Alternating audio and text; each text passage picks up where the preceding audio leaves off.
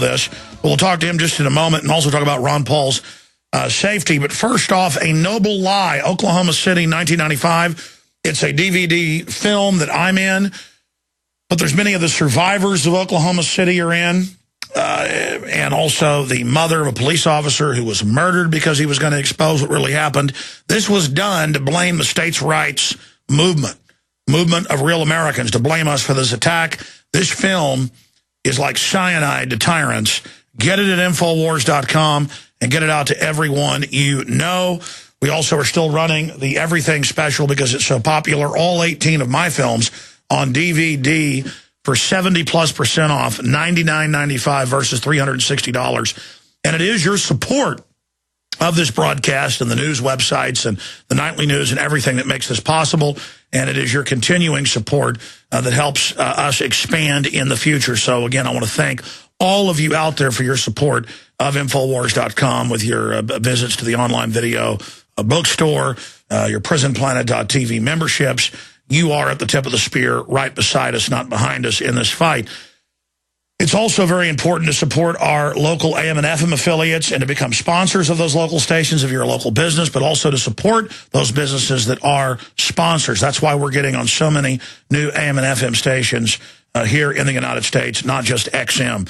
And we're #1 podcast and audio streams on the web, according to a bunch of different actuaries and gauges like Google Analytics, StatBrain, Alexa, and, of course, Shoutcast and many others. Now, going back to brother of Ron Paul, Wayne Paul, you got cut off by the break. Start over. You're saying that before they could ignore your brother, but as he really becomes a major focal point, not just here but worldwide for liberty, you're worried about his safety. Please elaborate on that, Wayne Paul. Well, I look back in history, and I could probably name you in my lifetime 5 or 6 people who are no longer alive that at one time or another espoused many of or some of Ron's ideas and philosophy. And they got to a point that agitated certain powers to be. But now they have an individual that puts them all together in a very nice, common sense, human being package. And as I said at the beginning, they can't handle that. And the more they can't handle that, the more I fear for the safety of my brother, whether it be because of an airplane malfunction or a sniper bullet, or I don't care what you want to call it. I personally, as a God-fearing person, I fear and pray for his and his family's life on a daily basis. And the more he wins, the tougher it's going to be. But I can guarantee you he's still going to be out there on the podium preaching what he believes to right as far as liberty is concerned. Well, here to that, Wayne Paul. Who got started waking up to this whole New World Order collectivist slave system? Was it you? Was it another brother? Was it Ron? Give us that lore. Well, I think while Ron was waiting for babies to be born, he began to read Austrian economic books. And so he went all the way back through Ludwig von Mises and Hayek and all those people that believed in the Austrian economic theory, which is free enterprise, private property, and liberty to do what you want. He learned and understood this issue. And the more he read, the more he understood it, and the more he realized that our government 40 years ago was not heading in the proper direction from an economic point of view and from a liberty point of view of the individual citizens of the United States.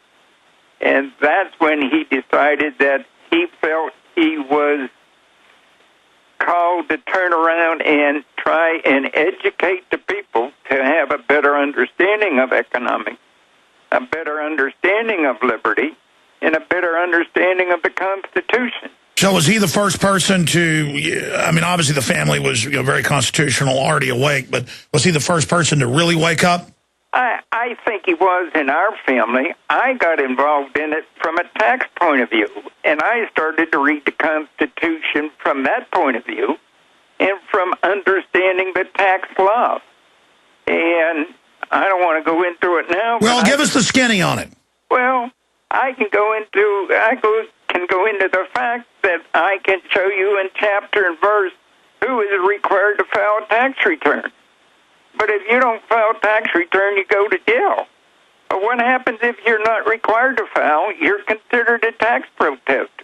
And there's court cases all over the country, and there's people in prison who know and understand the law and how it operates. And where are they? They're buried in a jail somewhere, and there's 50 or 60 of these people you can talk about any day of the week. But they understand the law. They understand the Constitution, and chapter and verse can show you who's required to pay a tax return. Well, I love it whenever they attack your brother on TV and they go, how will we fund the government without the income tax? And a lot of times he's standing with the Capitol in the background. He goes, we built that without it. It is there to pay the interest to the bankers for the right to have currency. We never had it till 1913. And let me tell you a little bit of history. From 1835 till 1913, we had no central bank. If you look at economic history during that 75 years, we had more real wealth growth per capita for every person in the United States than ever conceived of by man. That's right. It was over 10% a year. Absolutely. And what happened? In December of 1913, the Federal Reserve Act was passed by 3 people on the floor of the House. And 20 years later, in 1933, we turned around and Roosevelt declares the United States bankrupt. Yep. And put us into receivership of the very same mega banks today who aren't trying to fix a crisis. They created it. They're just shearing us again. Absolutely. Absolutely. But to say that we can't run a government if we don't have a tax, I would like to see some of the candidates who espouse to be historian tell me and read me the story about 1835 to 1930 and the real wealth growth of this nation and try to tell me it can't be done. Now, when you talk to your brother, I mean, he was here a few weeks ago, and I gave him some of my advice, and he's a very humble person. He'll tell you if he agrees with it. He said, no, that is good advice. I said, go up against Obama. I wouldn't even worry about attacking these other minions down. He agreed that that should be their next strategy. That's actually what Romney and some others have done effectively. But the problem is it's only rhetoric with them. It's not real like it is with your brother. Right. Your brother says something, you can take it to the bank. Globalists say something, it's guaranteed to be a lie, even if the truth would serve them. But if you could, I mean, just watching this from afar, if you could give the campaign advice or ideas, what would it be? Well, I only disagree with some of the snippets that I get to see on television because I don't get to see the full context of what was said. But there are times when we talk about, for instance, taxes. I think it's important to note that for 75 years we didn't have any taxes. And we ran a government that was very efficient, ran it according to the Constitution, and import, export, and excise taxes funded every government requirement we needed for those 75 years. Well, that's what China does. Right. Exactly right. So I recognize the fact that when you're standing up in front of an audience, how he is able to maintain the control and keep the positive attitude and try to answer all the questions is beyond me. He's got a power that I don't have.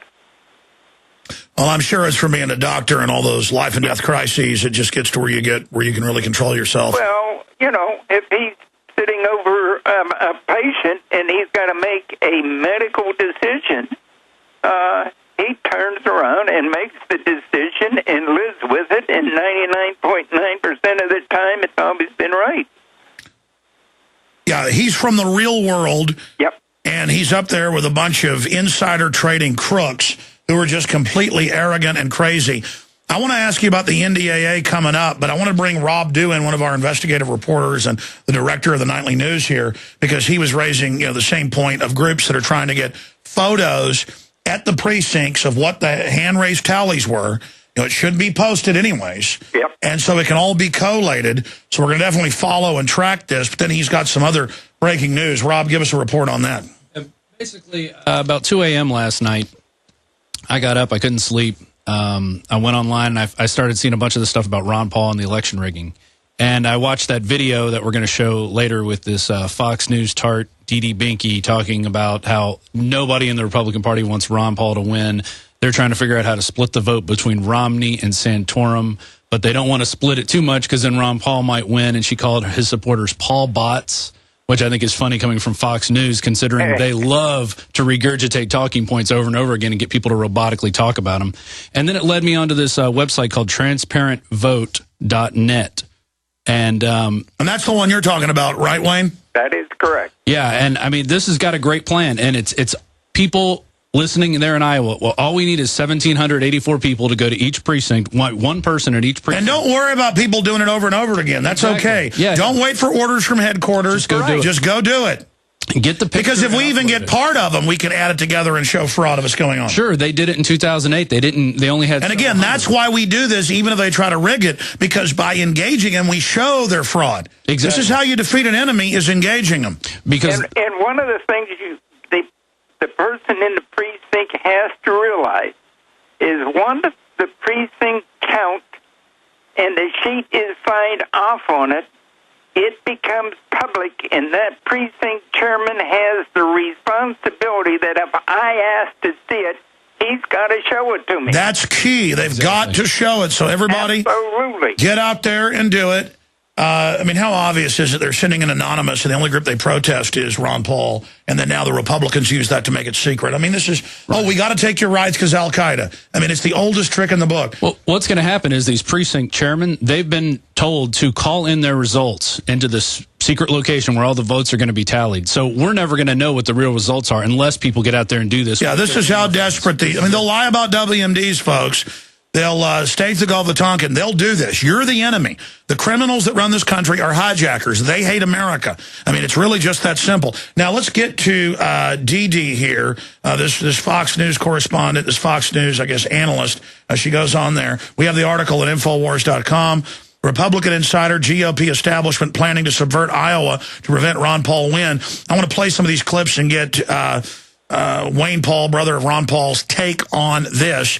Let's go ahead and go to this first clip. Here she is on a local radio show in Iowa breaking this down.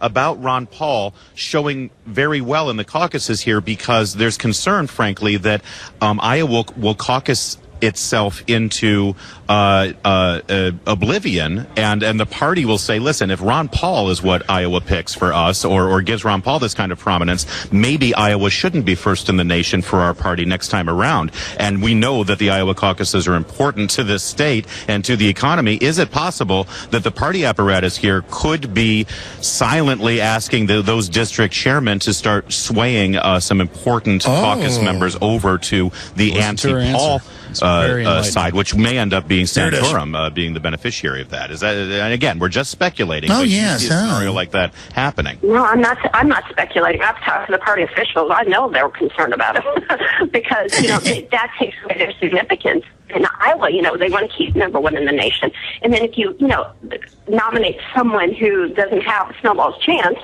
that's not good for them, and they know that. So now